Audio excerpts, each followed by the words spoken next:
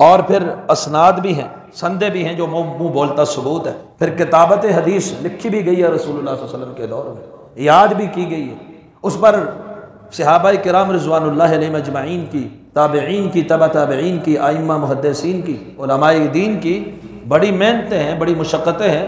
انہوں نے حدیث کے علم کو اسی طریقے سے یاد کیا، حفظ کیا، اس کی حفاظت کی، اس کو سیکھا، اور اللہ سبحانہ وتعالیٰ نے اس کی حفاظت کا ذمہ بھی خود اٹھا لیا۔ انا نحن نزلنا الذکر وانا لہ لحافظون، نصیحت کو نازل بھی ہم نے کیا ہے اور اس کے حفاظت کرنے والے بھی ہم ہی ہیں۔ جیسا گزشتہ خطبے میں نے آپ کے سامنے ایک دو باتیں رکھی تھی اس حوالے سے کہ حدیث منزل من اللہ ہے، جیسے قرآن کو اللہ نے نازل فرمایا ہے ایسے حدیث کو بھی اللہ نے نازل فرمایا ہے، یہ اللہ کی طرف سے وحی ہے۔ تو جو وحی ہے منزل من اللہ ہے، اس کی حفاظت بھی اللہ سبحانہ وتعالیٰ نے اپنے ذمہ لی ہے، اور اس کی حفاظت ایک تو صحابہ کرام رضوان اللہ علیہم اجمعین نے اس کو حفظ کیا، اس کو یاد کیا اور آگے پہنچایا، اور دوسرا رسول اللہ صلی اللہ علیہ وسلم کے دور ہی میں اور صحابہ کرام رضوان اللہ علیہم اجمعین نے اس کو تحریر بھی کیا، اس کو لکھا بھی۔ کئی صحیفے تھے جو صحابہ نے تحریر کیے۔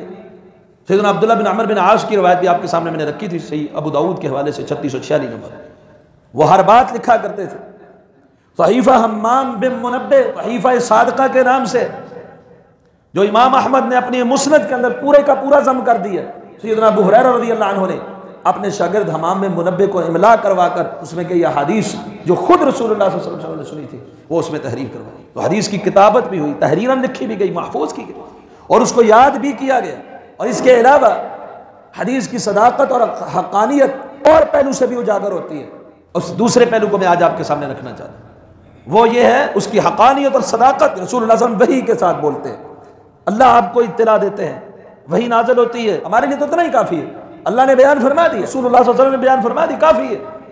لیکن ایک اور پہلو اگر دیکھیں کہ رسول اللہ صلی اللہ علیہ وسلم نے اللہ کی وحی کے مطابق جو قرآن مجید کی آیات میں نہیں ہے اپنی حدیث پاک سے پیشن گوئی فرمائی، من وعن ویسے پوری ہوئی، اور آپ کی صداقت کی یہ دلیل بن گئی۔ جیسا کہ رسول اللہ صلی اللہ علیہ وسلم کو معراج ہوا، آپ صلی اللہ علیہ وسلم واپس تشریف لائے، کفار نے آپ سے پوچھا، آپ ایک ہی رات میں یہاں سے بیت المقدس اور وہاں سے آسمانوں کی سیر کر کے آ گئے؟ پھر انہوں نے کہا نشانیاں بتلاؤ، اللہ نے ساری نشانیاں آپ کے سامنے رکھ دی، آپ نے ان کو بتلائی، تو یہ بھی آپ کی نبوت کی صداقت کی ایک دلیل کے طور پر آپ نے وہ نشانیاں بتلا دی۔ تو ایسے نشانیوں میں سے جو لوگ حدیث کے انکاری ہیں یہ خود دلیل ہیں اس بات کی کہ رسول اللہ صلی اللہ علیہ وسلم کی حدیث اللہ کی وحی ہے۔